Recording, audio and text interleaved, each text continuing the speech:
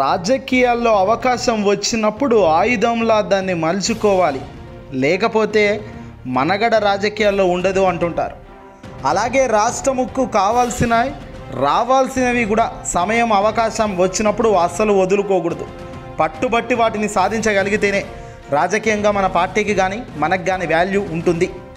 అలాంటి పరిస్థితి అలాంటి సమయం వచ్చినప్పుడు కూడా చాకచక్యంగా వ్యవహరించకపోతే మాత్రం ఆ సమయాన్ని ఆ అవకాశాన్ని గనక వాడుకోలేకపోతే మాత్రం ఎప్పటికీ సమాజం మనల్ని హర్షించదు. ఎప్పుడు కూడా ఖచ్చితంగా మనల్ని వేలుబెట్టే చూపిస్తుంది, ప్రశ్నిస్తుంది. ఆంధ్రప్రదేశ్లో మాజీ ముఖ్యమంత్రి వైఎస్ జగన్మోహన్ రెడ్డి గారు పదే ప్రత్యేక హోదాపై కేంద్రం ముందు ప్రతిపాదన పెట్టేవారు. గతంలో తాను గడిచిన 5 ఏళ్ళు అధికారంలో ఉన్న ప్రతిసారి దేశ ప్రధాని మోదీ గారిని కలిసినా, అమిత్ షాని కలిసినా, కేంద్ర మంత్రులను కలిసినా ప్రత్యేక హోదా గురించి ఖచ్చితంగా లేవనెత్తేది. ఆ హోదా వస్తే రాష్ట్రం బాగుపడుతుందని, ఆర్థికంగా పుంజుకుంటుందని అనేక సందర్భాల్లో కూడా జగన్ చెప్పారు. కానీ కేంద్రం వద్ద బలంగా తన ఎంపీ స్థానాలు ఉండడంతో మన అవసరం లేకపోలేదు.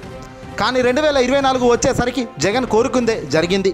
కానీ ట్విస్ట్ ఏంటంటే జగన్ గెలవలేదు. జగన్ గెలిచి ఉండి గనక కేంద్రంలో భారీగా సంఖ్య తగ్గి పరిస్థితే వస్తే గనక ఊహించని విచిత్రం ఉండేది. కానీ ఇక్కడ కూటమి అధికారంలోకి రావడం, అక్కడ కేంద్రంలో బీజేపీకి భారీగా సీట్లు రాకపోవడం, ఇదంతా చూస్తున్నప్పుడు చంద్రబాబు గారికి ఒకటే ఒక ప్రశ్న అందరూ వేశారు. ఇప్పుడైనా ప్రత్యేక హోదా గట్టిగా అడగండి, ఇప్పుడైనా రావాల్సిన ప్రత్యేక హోదాను తీసుకొస్తేనే మీకు మద్దతుగా ఉంటాము అని చెప్పండి అయ్యా అని అందరూ అన్నారు. కానీ ఎక్కడ చంద్రబాబు నాయుడు కానీ పవన్ కళ్యాణ్ కానీ ఎక్కడ కూడా ప్రత్యేక హోదా అంశాన్ని లేవనెత్తలేదు. కనీసం కేంద్రం వద్ద రిక్వెస్ట్ కూడా చేసే పరిస్థితి లేదు. కట్ చేస్తే ఇప్పుడు ఆంధ్రప్రదేశ్లో చంద్రబాబు నాయుడు గారు చేయలేని పని ఏకంగా బీహార్ ముఖ్యమంత్రి నితీష్ కుమార్ గారు చేస్తున్నారా అంటే అవును, 100% కరెక్ట్. కేంద్రంలో ఎన్డీఏ ప్రభుత్వం అల్టిమేట్గా అధికారంలోకి వచ్చింది. ఎన్డీఏలో కీలక భాగ్యస్వామిగా ఉన్న తెలుగుదేశం పార్టీ, జేడీయూలు పార్టీలు, ఈ 2 పార్టీలే అది కీలకంగా ఉన్నారు ఎన్డీఏలో. అయితే ఇప్పుడు జేడీయూ తాజాగా బీహార్కు సంబంధించిన ప్రత్యేక హోదా పైన తీర్మానం చేసింది. మరికొద్ది నెలల్లో బీహార్లో ఎన్నికలు జరగబోతున్న ఈ తరుణంలో బీహార్ ముఖ్యమంత్రి నితీష్ కుమార్ ప్రత్యేక హోదా అంశాన్ని మరోసారి గట్టిగా తెరపైకి తెచ్చారాయన. పార్టీ సమావేశంలో ఈ మేరకు తీర్మానం చేశారు. కేంద్రంలో ఎన్డీఏ ప్రభుత్వానికి మద్దతుగా నిలిచిన నితీష్ తమ రాష్ట్రానికి మాత్రం ప్రత్యేక హోదా అంశం ద్వారా రాజకీయంగా తోడుగా ఉండాలి అంటూ కూడా గట్టిగా మెలిక పెట్టారు. కేంద్ర ప్రభుత్వం ఏర్పాటై ఇంకా నెల రోజులు కూడా పూర్తి కాలేదు. అప్పుడే బీహార్కు సంబంధించిన ప్రత్యేక హోదా కావాలి అంటూ ఏకంగా ముఖ్యమంత్రి నితీష్ కుమార్ తీర్మానం చేయటం రాజకీయంగా ఇప్పుడు పెను సంచలనంగా మారింది. పార్టీ జాతీయ కార్యవర్గం ఈ మేరకు ఏకగ్రీవ తీర్మానం ఆమోదించింది. బీహార్కు ప్రత్యేక హోదా లేదా ప్రత్యేక ఆర్థిక ప్యాకేజీని ఇవ్వాలి అంటూ డిమాండ్ చేస్తూ తీసుకొచ్చిన ఈ తీర్మానాన్ని పార్టీ కూడా ఆమోదించింది. దీంతో పాటుగా ప్రశ్నాపత్రాలు లీకేజ్ కేసుల్లో నిందితులకు కఠిన శిక్ష విధించాలి అంటూ డిమాండ్ చేసింది. కేంద్రం ముందు కీలక అంశాన్ని లేవనెత్తడమే కాదు, ప్రత్యేక హోదా ఇస్తేనే మీకు మద్దతు ఉంటాము అని ఇండైరెక్ట్గా చెప్తుంది బీహార్కు సంబంధించిన జేడీయూ ప్రభుత్వం. దీంతో పాటుగా ఇప్పుడు అందరి మెదలు ఒక్కసారిగా చంద్రబాబు వైపు, కూటమి వైపే చూస్తున్నాయి. బీహార్ ముఖ్యమంత్రి నితీష్ తాజా నిర్ణయం ప్రభావం ఎన్డీఏలో కీలక భాగస్వామిగా ఉన్న చంద్రబాబు నాయుడు పైన పట్టం ఖాయం. రాష్ట్ర విభజన సమయంలో నుంచి ఆంధ్రప్రదేశ్ రాష్ట్రానికి ప్రత్యేక హోదా డిమాండ్ ఇప్పటి వరకు పరిష్కారం కాలేదు. పార్లమెంట్ సాక్షిగా కేంద్ర ప్రభుత్వమే ప్రత్యేక హోదా ఇస్తాము అని చెప్పారు, మాట తప్పారు. మడమ తిప్పము మాట చెప్తే అంటారు. మరి ఇదేందయ్యా అంటే ప్రశ్నకు జవాబు లేదు. ఇప్పుడు తాజాగా బీహార్కు సంబంధించిన ముఖ్యమంత్రి నితీష్ లేవనెత్తిన ప్రత్యేక హోదా అంశంపైనే ఎన్డీఏకి సంబంధించిన తెలుగుదేశం పార్టీ సైతం కీలక అడుగులు వేస్తే మంచి పరిణామాలు ఉంటాయి అంటున్నారు నిపుణులు.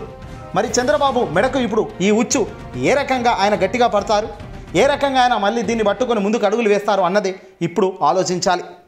గతంలో చంద్రబాబు ముఖ్యమంత్రిగా ఉన్న సమయంలో హోదా స్థానంలో ప్యాకేజీ పైన మొగ్గు చూపించి గ్రీన్ సిగ్నల్ ఇచ్చారు. అయితే హోదా చంద్రబాబు వద్దన్నారనే ప్రచారంతో నాడు ప్యాకేజీ పైన నిర్ణయం జరగలేదు. అంటే ఇటు అదిగాక ఇదిగాక మధ్యలో బోడిలింగం అన్నట్టు అయిపోయింది ఆంధ్రప్రదేశ్ పరిస్థితి. కానీ ఇప్పుడు నితీష్ తాజాగా హోదా పైన చేసిన తీర్మానంపై కేంద్రం ఏ విధంగా స్పందిస్తుంది అనేదే ఇప్పుడు అందరూ వినిపిస్తున్న ప్రశ్న. చంద్రబాబు ఎలాంటి వ్యూహాలు అమలు చేస్తారు, ప్రతిపక్ష పార్టీలు ఏం చెప్పబోతున్నాయి అనేదే ఇప్పుడు ఆసక్తికరంగా మారింది. ఆంధ్రప్రదేశ్ మాజీ సీఎం జగన్ మొదటి నుంచి చెబుతున్నది ఇదే. ఎప్పుడైతే కేంద్రం సంపూర్ణంగా గెలవలేకపోతుందో, ఎప్పుడైతే మన మద్దతు కోరుతుందో అప్పుడే మనం ఈ హోదా గురించి గట్టిగా పడితే ఖచ్చితంగా సాధ్యమవుతుందన్నారు. బహుశా కూటమి అధికారంలోకి రాకుండా జగన్ అధికారంలోకి బ్రహ్మాండంగా వచ్చి కేంద్రంలో కనుక ఇదే పరిస్థితి ఉంటే ఖచ్చితంగా జగన్ ఇప్పుడు భారీగా అడుగులు వేసేవారు ప్రత్యేక హోదాపై. అలా వేయలేకపోతే మాత్రం దారుణంగా విఫలమయ్యేవారు. కానీ ఇప్పుడు చంద్రబాబు చేస్తున్న తప్పేంటి?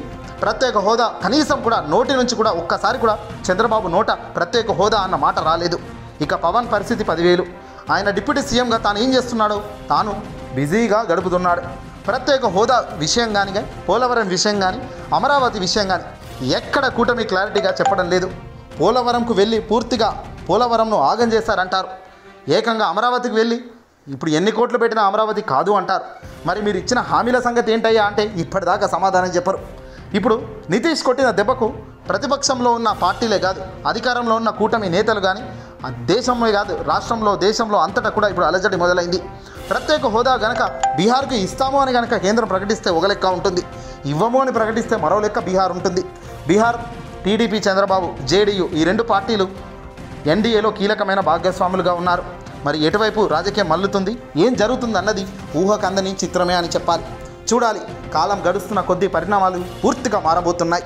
కేంద్రంలో జతగట్టి 5 ఏళ్ళు ఉంటారా, లేదంటే ఎప్పుడైనా బయటికి వస్తారా అన్నది కూడా ఆలోచన చేయాలి. ఏదేమైనప్పటికీ కూడా చంద్రబాబుకు ఊహించని చిక్కు పెట్టేశాడు నితీష్. చూడాలి ఎలా బయటపడతాడో మరి బాబుగారు.